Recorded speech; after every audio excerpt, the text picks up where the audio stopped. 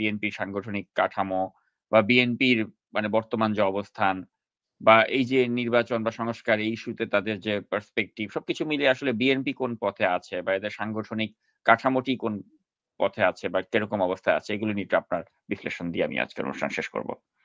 ধন্যবাদ। আপনার শেষের প্রশ্নটি খুবই প্রয়োজন, এই জন্য প্রয়োজন যে বাংলাদেশের বৃহৎ একটি রাজনৈতিক দল হচ্ছে বাংলাদেশ জাতীয়তাবাদী দল বিএনপি, এবং যেহেতু এই বিএনপির দিকে অনেকে তাকিয়ে আছে এই জন্যই তাকিয়ে আছে যে সবাই ভাবে যে যদি আগামী 6 মাস পরে কিংবা 10 মাস পরে নির্বাচন হয় তাহলে বাংলাদেশে নির্বাচিত সরকার গঠন করতে পারবে বাংলাদেশ জাতীয়তাবাদী দল বিএনপি। এটা একটি ভাবনার মধ্যে আছে, এবং এই ভাবনাটি সত্য কি মিথ্যা সেটি নিয়ে ডিবেট করতে চাই না, কারণ সত্য মিথ্যা মাঠ পর্যায়ে জানা যাবে, মাঠের খবর জানা যাবে। হয়তো আমরা ভাবছি যে 5ই আগস্টের পরে এখন আর সে মার্কার রাজনীতি নাই, আমিও চাই না কোনো মার্কার রাজনীতি থাকুক, কোনো মার্কা কেন্দ্রিক কোনো ব্যক্তি মানে কোনো ব্যক্তি কেন্দ্রিক রাজনীতিও গড়ে উঠুক, সেটিও চাই না। আমরা চাই না একটি সমাজে একটি গ্রুপ একটি গোত্র শুধু শাসন করবে, সে শাসন ব্যবস্থা থাকুক, সেগুলো সবকিছু কিন্তু এই পজিটিভ পথেই এখন বিএনপি হাঁটছে কিনা। আমি যেটা খুবই আশাবাদী যে বিএনপির এই 5ই আগস্টের পর থেকে এখন অবধি 6-7 মাস ধরে বিএনপি যিনি পরিচালনা করেন, যিনি ভারপ্রাপ্ত চেয়ারম্যান, তার বডি ল্যাঙ্গুয়েজ, তার কথাবার্তা, তার প্রত্যেকটি স্টেটমেন্ট রাজনৈতিক মহলে অনেক সুন্দর একটি স্টেটমেন্ট, শুধু সুন্দর না, সেটি পজিটিভ ভাইব দিচ্ছে সমাজে, এবং এটা হচ্ছে পজিটিভ ভাইব। তারপরে পক্ষান্তরে নেগেটিভ ভাইব হচ্ছে মাঠ পর্যায়ের নেতাকর্মীরা আসলেই তারা কতটুকু অন্যায় করছে, জুলুম করছে, নির্যাতন করছে, যেগুলো অতিমাত্রায় ছড়ানো হচ্ছে কিনা কিংবা অতিরঞ্জিত করে বলা হচ্ছে কিনা। কারণ আগে তো একসময় দেখেন, একসময় কিন্তু এতটা সেলফোন, এতটা সোশ্যাল মিডিয়ার বাহার ছিল না। এমনও হয়েছে সোশ্যাল মিডিয়ায় গত সরকারের বিরুদ্ধে লিখতেও মানুষ ভয় পেত, কিন্তু এখন তো কেউ ভয় পায় না। এখন যে কোনো ঘটনা, আপনি বাঞ্ছারামপুরও যদি একটি ঘটনা এখন ঘটে, সেই ঘটনাটি সারা পৃথিবী হয়ে যাবে 2 মিনিটের মধ্যে, আমরা সবাই জানবো, আমরা কিন্তু বলবো আহারে এত বড় ঘটনা ঘটে গেল। কিন্তু এই ধরনের ঘটনা হয়তো এক সময় 1000 হয়েছে 1000টি গ্রামে, কিন্তু আমরা জানতে পারি নাই একটাও, আমরা ভাবছি আমরা শান্তিতেই আছি। এটি হলো একটি কারণ। এখন বিএনপির, আপনার প্রশ্নটি ছিল সাংগঠনিক ভিতরের কাঠামোগত ভাবে বিএনপির কাঠামোর কিন্তু কিছু পরিবর্তন হচ্ছে, আপনি লক্ষ্য করবেন। কিভাবে পরিবর্তন হচ্ছে? বিএনপির কাঠামোতে আপনি প্রতিনিয়তই দেখা যাচ্ছে যে বিভিন্ন পলিসি লেভেলে বিভিন্ন অ্যাডভাইজার তৈরি করা হচ্ছে, অ্যাডভাইজারদেরকে দিয়ে অনেক কাজ করানো, শিক্ষা উপদেষ্টা, পলিসি অ্যাডভাইজার, তারপরে মানবাধিকার উপদেষ্টা, এবং উপদেষ্টাগুলো 2 ভাগে বিভক্ত হয়ে আছে। আর এগুলো কোনোটা গঠনতান্ত্রিক কিনা সেটা পরের বিষয়, কিন্তু কাজের জন্য। যেমন একটি চেয়ারপারসনের উপদেষ্টা হিসেবে নিয়োগপ্রাপ্ত কিছু মানুষ রয়েছে, এই কয়েকদিন আগেও একজনকে নিয়োগ দেওয়া হলো চেয়ারপারসন উপদেষ্টা হিসেবে।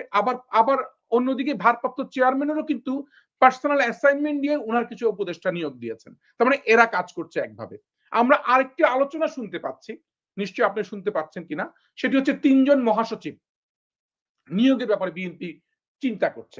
এটা এখন কোন মহলে চিন্তা করতে চাই না, তবে সেটা কতটুকু মানে ফলপ্রসূ হবে। একটি মহাসচিব দেখবে সাংগঠনিক কাঠামোগুলো, সাংগঠনিক বিষয়গুলো, একজন মহাসচিব দেখবে আন্তর্জাতিক পরিমণ্ডলে কি হচ্ছে, আরেকজন দেখবে প্রশাসনিক বিষয়গুলো। তাহলে একজন মহাসচিব যেমন এতগুলো কাজ একসাথে হ্যান্ডেল করতে, তার মানে কাজের ইফেক্টিভনেস আনার জন্য, এটার পক্ষে কথা থাকতে পারে, বিপক্ষে কথা থাকতে পারে, কিন্তু আমি মনে করি এই ধরনের আলোচনাগুলো কি একটি পজিটিভ দিক, যে দলের কাঠামোগত যেগুলো বিএনপির এই কাঠামোগুলো কিন্তু অন্যান্য ছোট ছোট দলগুলো কিন্তু তারা ফলো করতে পারে, করবে, এবং সেই সাথে কো চেয়ারম্যানের একটি পদ কিন্তু হতে যাচ্ছে, যে কো চেয়ারম্যান, যে চেয়ারম্যানের অনুপস্থিতিতে কো চেয়ারম্যান দলের চেয়ারম্যানের দায়িত্ব পালন করতে পারবেন, বা চেয়ারম্যান দেশের বাইরে গেল, চেয়ারম্যান অসুস্থ থাকলো, তাহলে কো চেয়ারম্যানের পদটি নাই, সেটি সব কিন্তু গণতান্ত্রিক ভাবে নিয়মতান্ত্রিক ভাবেই হবে, সেখানে কাউন্সিলের মাধ্যমে হবে, এমনিতেই মানে এগুলো আলোচনার মধ্যে চলে আসছে।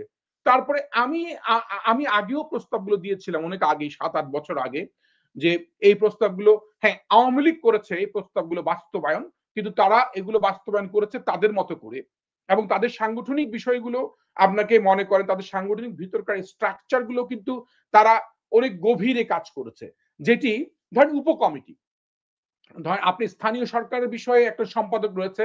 যদি সেখানে উপকমিটি থাকে ২০ জন ২৫ জন উপকমিটিতে যুক্ত থাকতে পারে, তাহলে অনেক ব্যাপক মানুষকে আপনি উপকমিটিতে কাজে লাগাতে পারলেন। তাহলে তারা স্থানীয় সরকার নিয়ে তারা কাজ করতে পারল। বা নির্বাচন কমিশন সংক্রান্ত যদি কোনো সম্পাদক মন্ডলী থাকে, সেখানে আমরা উপকমিটি করে আবার নির্বাচন কমিশন সংক্রান্ত যুব, ক্রীড়া, পরিবেশ এভাবে আপনি কিন্তু উপকমিটি করে প্রায় বাংলাদেশের নেতৃত্ব বিকাশের ক্ষেত্রে রাজনৈতিক দলের আভ্যন্তরীণ সাংগঠনিক কাঠামো অত্যন্ত গুরুত্বপূর্ণ। কারণ সাংগঠনিক কাঠামোর মাধ্যমেই আপনি কিন্তু রাজনৈতিক বিকাশ হবে। রাজনৈতিক নেতৃত্বের বিকাশ হবে এবং কতগুলো মানুষ নেতৃত্ব পাবে। কিন্তু এই নেতৃত্বগুলো পাওয়ার জন্য আবার যাতে এমনটি যাতে না হয় যে এই পদ পদবি পাওয়ার জন্য যে দেন দরবারের কথা আলোচনা আসে সেগুলো যাতে না থাকে। এই দেন দরবারের আলোচনাগুলো থাকলেই কিন্তু মানুষ তখন ভাববে যে একজন মানুষ দুর্নীতি করে এই পদটা পেয়েছে, তা বরঞ্চ পদ পাওয়ার থেকে না পাওয়াই ভালো। এইটা হচ্ছে একটা বড় ধরনের চ্যালেঞ্জ এখন। কারণ এই পদ পদবিগুলো সৃষ্টি করা যায়, কিন্তু চ্যালেঞ্জ গুলো মোকাবেলা করতে হবে আগে আমাদের যে না, খুব ফেয়ার সিলেকশন প্রসিডিউর থাকতে হবে। এই ফেয়ার সিলেকশন ক্রাইটেরিয়া গুলো নির্ধারণ করে দেবে যে কিভাবে ফেয়ার সিলেকশন ক্রাইটেরিয়া হবে।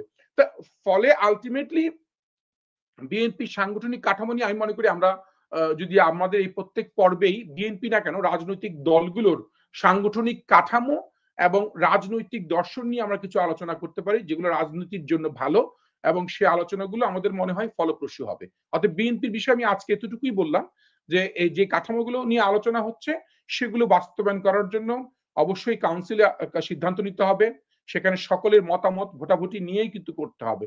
তবে এই পরিকল্পনাগুলো যে চলছে সেগুলো হচ্ছে আমি মনে করি একটা ইতিবাচক পথেই হাঁটছে সাংগঠনিক আলোচনাগুলো।